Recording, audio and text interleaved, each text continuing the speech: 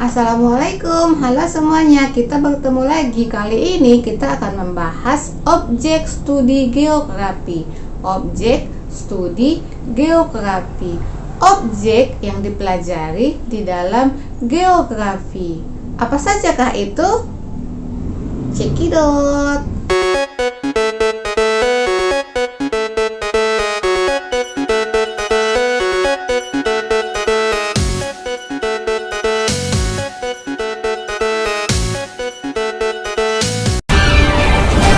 Geografi memandang objeknya dari dua sudut pandang.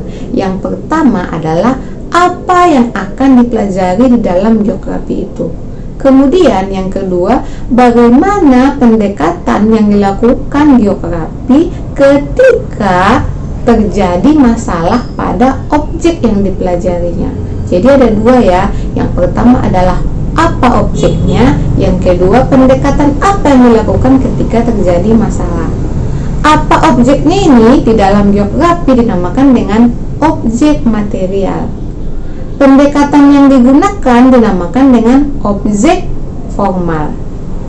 Jadi objek geografi itu ada dua. Yang pertama namanya objek material, yang kedua adalah objek formal. Apa saja yang menjadi objek material geografi? Semua gejala yang terjadi pada lapisan bumi. Lapisan bumi ini dinamakan dengan geosfer. Geosfer itu adalah seluruh gejala yang terjadi pada lapisan bumi. Mau gunung yang meletus, mau terjadinya hujan, terjadinya gempa, barang tambang yang ada di lapisan bumi, sungai, danau, laut. Kita yang sedang belajar bagaimana tingkat kesehatan kita, itu semuanya dipelajari di dalam geosfer. Geosfer itu lapisan bumi. Jadi geosfer itu berlapis-lapis. Berapa lapis? Ratusan? Tidak, hanya ada 5 lapisan. Yang pertama namanya adalah litosfer, yang kedua namanya atmosfer, yang ketiga namanya hidrosfer, yang keempat biosfer, dan yang kelima adalah antroposfer. Tadi kan ada ya gunung, gempa, danau, sungai. Jadi yang termasuk ke dalam litosfer itu yang mana? Litosfer itu adalah lapisan kulit bumi. Kalau geosfer tadi kan lapisan bumi, yang ini kalau litosfer itu adalah lapisan kulit bumi. Jadi segala gejala yang terjadi pada kulit bumi itu termasuk ke dalam lapisan litosfer. Misalnya letusan gunung, batuan pembentuk buminya, terjadinya gempa, barang tambang apa saja yang ada di perut bumi kita, itu termasuk ke dalam lapisan litosfer. Kemudian yang kedua adalah atmosfer. Lapisan atmosfer itu adalah lapisan udara. Gejala-gejala atau peristiwa-peristiwa yang terjadi di lapisan udara termasuk ke dalam atmosfer. Misalnya hujan, awan, petir, suhu, kelembapan udara, itu tuh termasuk ke dalam atmosfer. Ketiga namanya adalah lapisan hidrosfer. Lapisan hidrosfer itu adalah semua yang berhubungan dengan air. Jadi gejala-gejala yang terjadi di bumi ini yang ada hubungannya dengan air itu termasuk kepada lapisan hidrosfer. Misalkan saja danau, sungai, rawa, laut, samudra, itu termasuk ke dalam lapisan hidrosfer. Yang keempat namanya adalah lapisan biosfer, lapisan makhluk hidup. Jadi yang termasuk ke dalam lapisan biosfer ini adalah flora dan fauna, tumbuhan dan hewan. Tapi ini lebih fokus kepada persebarannya. Kenapa komodo hanya ada di Nusa Tenggara Barat? Kenapa babi itu hanya ada di Kalimantan? Atau kenapa harimau Sumatera itu hanya ada di Sumatera?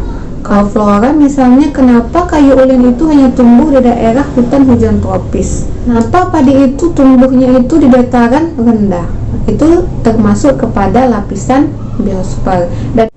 Yang terakhir adalah lapisan antroposfer, lapisan manusia. Jadi segala sesuatu yang berkaitan dengan kehidupan manusia itu termasuk ke dalam antroposfer. Bagaimana belajarnya, bagaimana kesehatannya, bagaimana tingkat kematiannya, bagaimana kebudayaannya, itu termasuk kepada lapisan antroposfer. Gimana, sudah paham belum tentang objek materialnya? Sudah? Oke, kalau begitu kita lanjutkan dengan objek formal. Objek formal itu adalah metode pendekatan geografi yang dilakukan untuk mencari solusi dari masalah-masalah objek material.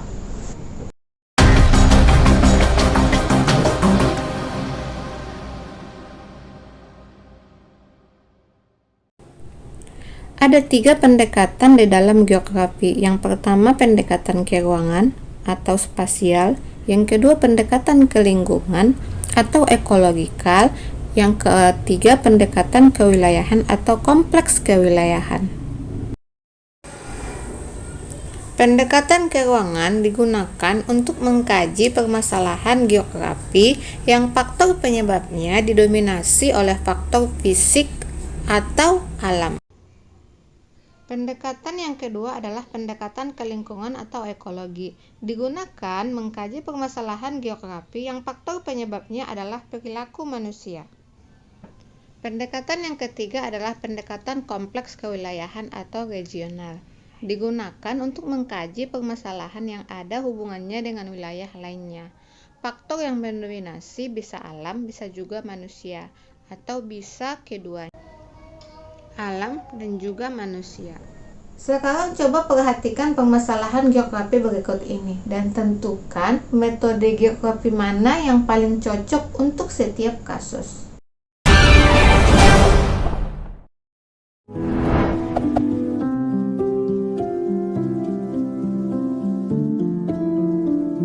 Ja, aber mit der Trage haben wir auch Probleme, da rüber zu gehen.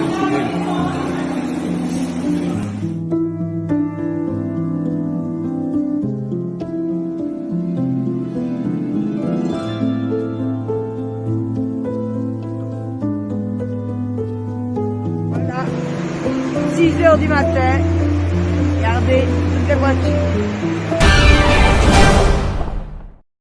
Jepang dikenal dengan kecanggihan teknologinya. Hal ini juga terlihat pada sistem pertanian mereka, di mana mereka menggunakan teknologi canggih untuk menunjang kebutuhan dan membantu petani dalam kegiatan pertanian. Meskipun kondisi tanah di Jepang tidak sebagus Indonesia, namun mereka berusaha untuk memanfaatkan serta meningkatkan kualitas pangan pertanian melalui teknologi yang dibuatnya. Maka tak heran jika produk hasil pertanian Jepang berkualitas tinggi dan teknologinya lebih maju dibandingkan negara lain. Teknologi pertanian yang dimiliki Jepang juga bisa dibilang lengkap. Mulai dari proses penanaman hingga proses permanenan, semuanya dibantu oleh teknologi.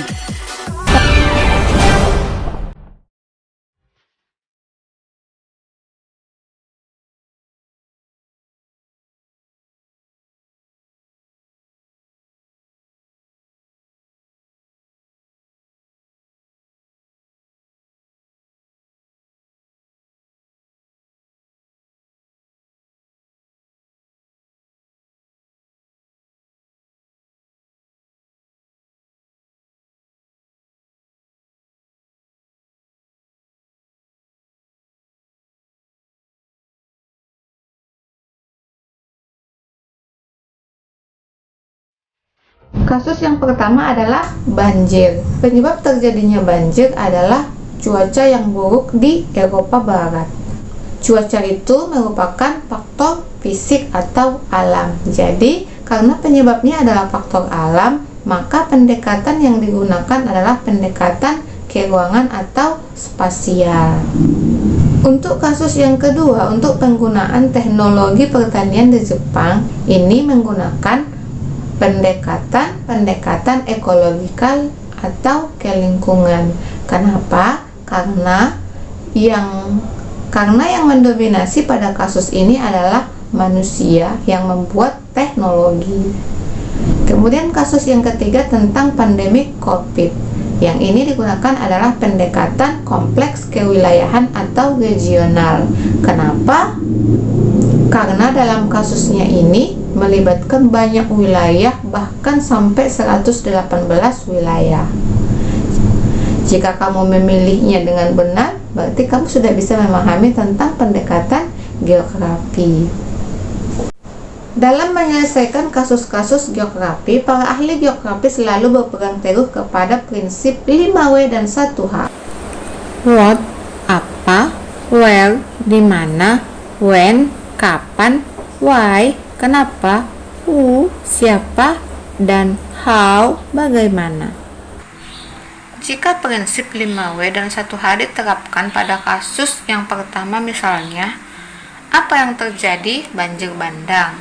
Di mana? Belgia dan Jerman. Kapan? Pada bulan Juli 2021. Kenapa? Karena adanya cuaca buruk yang melanda Eropa. Who? Siapa? Siapa yang terkena dampaknya di sini? Masyarakat Belgia dan Jerman. Bagaimana cara mengatasinya? Mari kita simpulkan pembelajaran kita kali ini.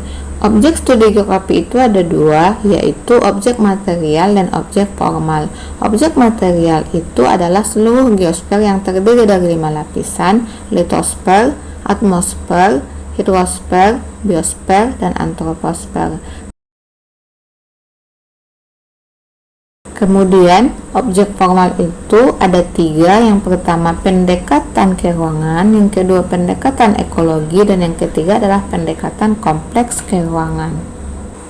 Kemudian, para ahli geografi selalu menggunakan prinsip 5W dan 1H, yaitu what, where, when, why, dan who, plus how. Oke, demikian pembelajaran kita hari ini. Sampai bertemu di materi berikutnya. Assalamualaikum. Bye-bye.